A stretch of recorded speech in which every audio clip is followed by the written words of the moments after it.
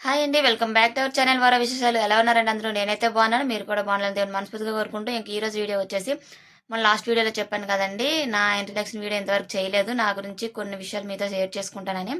అయితే ఈ వీడియోలో నాకు తెలిసిన కొన్ని విషయాలు నా గురించి, అలాగే నాకు తెలిసిన కొన్ని విషయాలు మీతో షేర్ చేసుకుందాం అనిపిస్తుంది.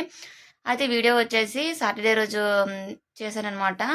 ఆ రోజు ఏంటంటే మాకు అంతవరకు పూజలనేవి లేవు కదా! మైలు తగిలింది. ఇంకా ఆ రోజు మొత్తం పూజ మందిరం క్లీన్ చేసేసి అలాగే ఇంట్లో పనంతా చేసుకుంటూ మా బాబుకైతే స్కూల్లో ఈవినింగ్ ప్రోగ్రామ్ ఉంది. స్కూలుకి ఈవినింగ్ ఎళ్ళాను. స్కూలుకి వెళ్ళొచ్చే వరకు ఈవినింగ్ నైట్ వరకు ఉంటుందనమాట వీడియో. అలాగా మీకు నా పని నేనెలా చేసుకున్నానో వన్ బై వన్ ఏంటనే పని వీడియో చూపిస్తూ, నా గురించి కొన్ని విషయాలైతే మీతో షేర్ చేసుకుంటాను. వీడియో అయితే చూస్తూనే ఉండండి. హాయ్ అండి. ఫస్ట్ ఎందుకు మన ఛానల్‌కి వరా విశేషాలు అనే పేరు పెట్టాను అంటే సింగిల్ కంటెంట్ చేస్తే దానికి తగ్గ పేరు పెట్టుకోవచ్చు. అది పూజ అయినా, కుకింగ్ అయినా ఏదైనా సింగిల్‌గా చేస్తే పెట్టుకోవచ్చు. దానికి తగ్గ నేమ్ అయితే నేను మాత్రం ప్రతీదీ ఏంటంటే నేను చేసుకున్నది నా ఇంట్లో పని అవని, కుకింగ్ అవని, అలాగే పూజ వీడియోస్ అవని అన్నీ కలిపి పెడదామని వరా విశేషాలు అనేసి పెట్టేశాననమాట.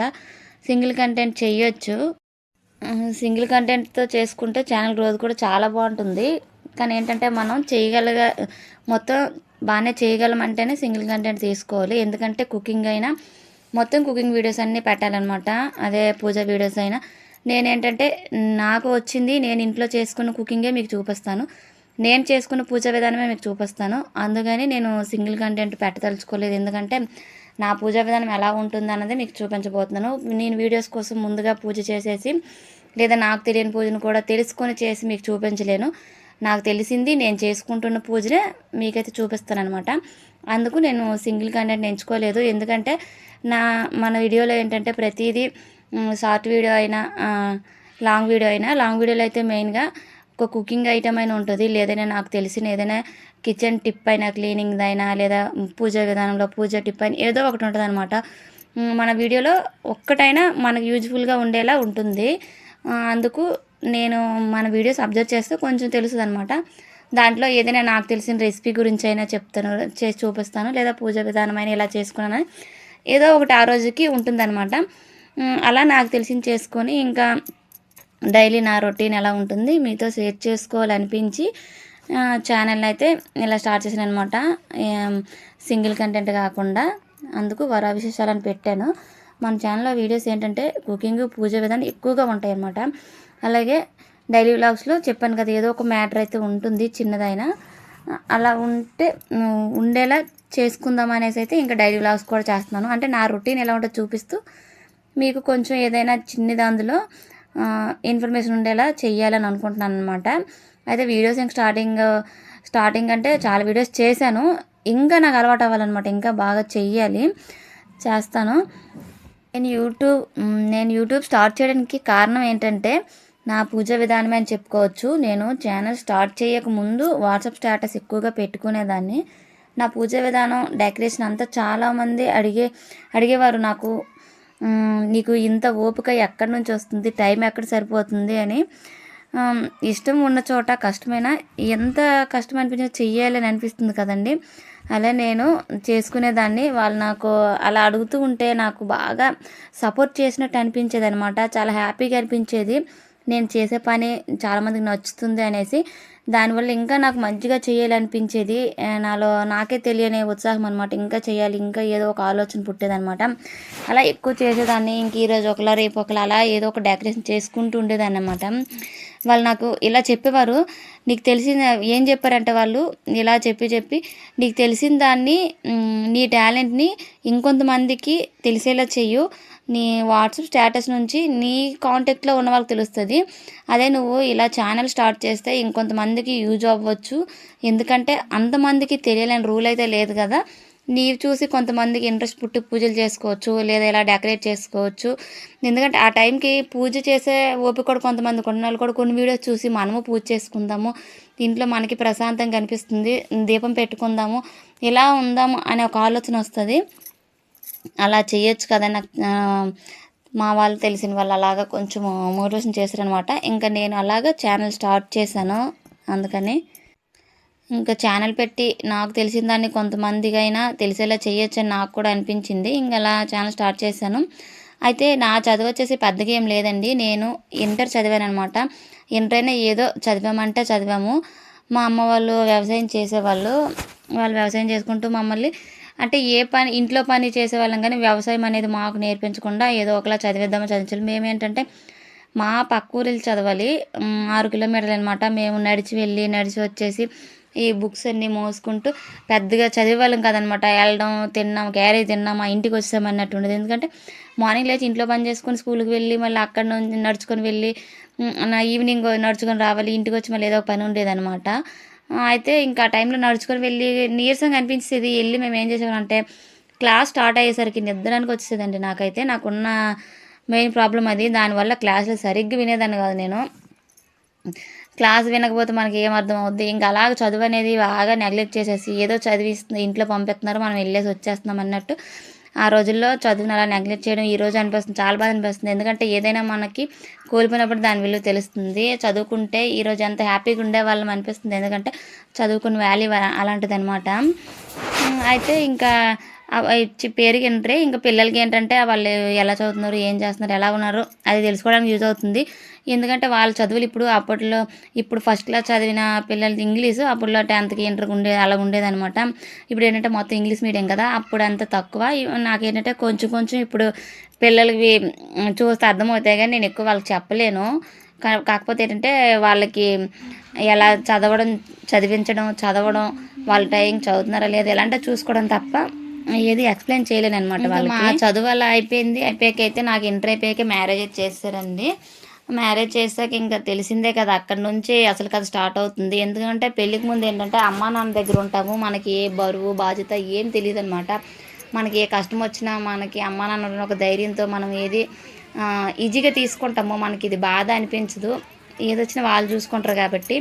కాకపోతే వన్స్ ఇంకా మ్యారేజ్ అయిన తర్వాత మనకంటూ కొన్ని బాధ్యతలు బరువులు అన్నీ వస్తాయి. అవి ఏంటంటే మనం ఇంకా అక్కడి నుంచి తెలుసుకునేసరికి టైం పడుతుంది.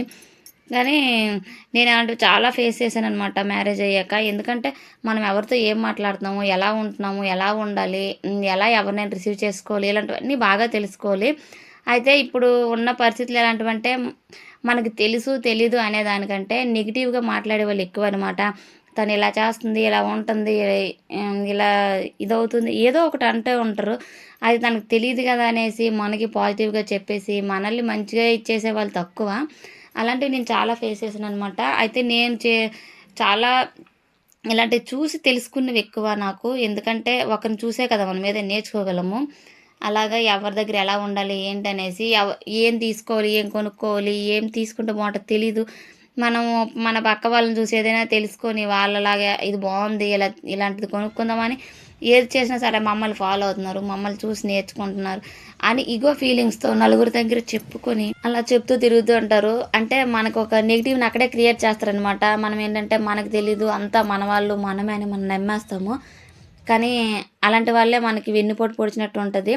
ఇలాంటివన్నీ ఎదుర్కొంటే నాకు అనిపిస్తుంది కొన్ని విషయాలు బాధ అనిపిస్తుంది. కానీ కొన్ని విషయాలు ఏంటంటే అలాంటివి ఎదురవడం వల్లే మన టాలెంట్ ఏంటనేది మనం బయట పెట్టవచ్చు, మనకంటూ మనం ఏంటి అనేది నిరూపించుకోవచ్చు అని నాకు అర్థమైంది. అక్కడి నుంచి అండి నా జర్నీ స్టార్ట్ అయిందనమాట. అంటే నాకేమీ తెలీదు అనుకోకుండా నాకు తెలిసిందని నేను చెయ్యాలి, చేసి నా టాలెంట్ని నిరూపించుకోవాలని ప్రతిదీ నాకంటూ నేను ఒక పేరుని ఒక గుర్తింపుని తెచ్చుకున్నాను. నాకు నలుగురు ఏంటంటే ఎక్కడికి వెళ్ళినా ఏం కావాలన్నా ఏం చేసినా నన్ను పిలిచేలా చేసుకున్నాను. అక్కడి నుంచి నేనంటే ఏంటన్నది నిజంగా అండి నిరూపించుకున్నాను అనమాట. తినుంటే ఏదైనా ఒకటి కొనాలన్నా చెయ్యాలన్నా ఏదైనా ఒక సలహా కావాలన్నా నేను అప్పుడు ఈ వయసులో చిన్నదానైనా నాకంటే పెద్దవాళ్ళు అయినా కానీ నన్ను పిలిచేలా చేసుకున్నాను అనమాట. అది నేను సంపాదించుకున్న ఆస్తి అనుకుంటాను. నాకు కొంతమంది దగ్గర అయితే ఆ నేమ్ ఉంది. కొంతమంది ఇంకా మనం ఒకరి దగ్గర మంచిగా ఉంటే మనకి శత్రువులు కూడా ఎక్కువే ఉంటారు కదా, దాన్ని నెగిటివ్గా చేసి నెగిటివ్గా చూపించి చాలా చేసేవాళ్ళు ఇంకా అలాంటి వాళ్ళు కూడా ఉన్నారు. ప్రతిదీ మనం ముందుకు వెళ్తున్నామంటే మనల్ని అనగదొక్కే వాళ్ళే తప్ప మనకి పైకి లేపే వాళ్ళు తక్కువ ఉంటారనమాట. అలాంటివి నేర్చుకుంటూ వెళ్ళాలి. నా లైఫ్ అయితే అలానే స్టార్టింగ్ నుంచి అలాగే ఉంది. వాటి నుంచి నేను నేర్చుకుంటూ బయటపడుతున్నాను. నేను ఇంకా బయటపడదామన్న లోపే ఇంకొక నెగిటివ్గా ఇంకొకరు తయారవుతారనమాట. అలాంటి వాళ్ళ మధ్యన బతుకుతున్నాను. అయితే ఇప్పుడు నేను ఇదంతా ఎందుకు చెప్తున్నానంటే ప్రజెంట్ సిచ్యువేషన్స్ అలాగే ఉన్నాయి బయట కూడా. అందరూ అలాంటివి ఎదుర్కొంటారు కాబట్టి ప్రతిదీ పాజిటివ్గా తీసుకొని మనసుకు నచ్చింది చేసి మనం హ్యాపీగా ఉండేలా చూసుకోవడమే బెటరు. ఈరోజు ఏంటంటే ఎవరో వస్తారు, ఏదో చేస్తారు, ఇతరులు మనకి పొగుడుతారు, ఒక మాట్లాడతారు, ఒక హెల్ప్ చేస్తారు అనే దానికంటే మన ప్రయత్నం మనం ముందు చేసి మనం సక్సెస్ అవ్వడానికి ట్రై చేయాలన్నమాట. అలాగుంటేనే ముందుకు వెళ్ళగలము. ఒకరిని నమ్మామంటే మనకి ఎప్పుడు కానీ వెన్నుపోటు తప్ప మనం ఏం సాధించలేము మనము. అది మనం మంచైనా చెడైనా మన బలం చూపించి మన పని మనం చేసుకుంటూ పోవడమే. అదే నేను చెప్పాలనుకుంటున్నాను. అయితే ఇలాంటివి నేను చాలా ఎదుర్కొన్నాను. నాకు చాలా ఉన్నాయి. మీకు చాలా మాట్లాడాలి మీతో అనిపిస్తుంది. కానీ ఎక్కువ లెంత్ అయిపోద్దనమాట. వీడియో సోది అనిపిస్తుందనమాట. ఇలాంటివి ఏంటంటే నాలా ఫేస్ చేసే వాళ్ళు ఉంటారు. అలాంటి వాళ్ళకి తెలుస్తుందనమాట దాని పెయిన్ ఎలా ఉంటుందనేసి. అలాంటి వాళ్ళకైతే ఈ వీడియో యూజ్ అవుతుంది అనుకుంటున్నాను. అంటే కొత్తగా పెళ్ళైన వాళ్ళైనా లేదా కొంతమంది మీద డిపెండ్ అయి ఉన్న వాళ్ళైనా తెలుసుకుంటారని వీడియో అయితే చేస్తున్నాను. అందుకు నా గురించి నేను చెప్పాలి అనుకుంటున్నాను అనమాట.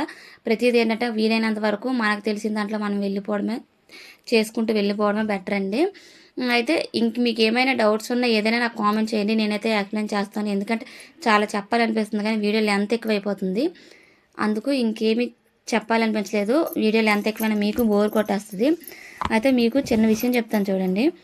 ఈ ప్రపంచంలో బ్రతకాలి అనుకుంటే మంచితనం, మొండితనం రెండూ ఉండాలండి. మంచితనం అనేది మనుషులపైన చూపించాలి. మొండితనం అన్నది పరిస్థితులపైన చూపించాలి. ఎవరి నుంచి ఎప్పుడు ఏమి ఆశించకూడదనమాట. ఇది ఎందుకు చెప్పాను అంటే మీకు నేను ఇప్పుడు చెప్పేది వింటే స్టార్టింగ్ నుంచి నా బాధ ఎలా ఉంటుందని మీకు అర్థమవుతుంది. అంటే ఇప్పుడు నా గురించి నేను చెప్పడం కాదు, నాలాంటి వాళ్ళు ఉన్నారు, అర్థం చేసుకుంటారని చెప్పాను. మనం ప్రతిదీ రెండు వైపులా ఆలోచించాలి. ప్రతిదానికి రెడీగా ఉండాలన్నమాట. అలా ఉంటేనే ఈ ప్రపంచంలో మనం ప్రతిదీ అనుకున్నది ఏదైనా సాధించగలము. అయితే ఈ వీడియో ఎందుకు చేశానంటే నేను ఇంతవరకు నా సక్సెస్ని, నా ఓటమి రెండింటిని చెప్పానమాట. నేను ఎలా ఉండేదాన్ని, ఇంతలా నేను అంత నెమ్మదిగా ఉన్న నేను ఇంతలా మారడానికి నాకు ఎదురైన కొన్ని సిచ్యువేషన్స్ అనమాట. ఈరోజు నేనంటూ నిరూపించుకుందాం, ఏదో చేద్దాం అనేలా నాలో ఈ ముందడుగు వేసేలా చేసాయి. అది మీకు కూడా కొంతమందికి యూజ్ అవుతుంది అనిపిస్తుంది. అయితే మీకు ఇది విన్నాక ఎలా అనిపించిందని నాకు కామెంట్ చేయండి. దాన్ని బట్టి నేనైతే మీకు ఇంకో వీడియోలో ఏదైనా రిప్లై ఇవ్వాలంటే ఇస్తాను. సో ఇదండి వీడియో. వీడియో నచ్చినట్టయితే లైక్, షేర్, సబ్స్క్రైబ్ చేసుకోండి. బాయ్ అండి. థ్యాంక్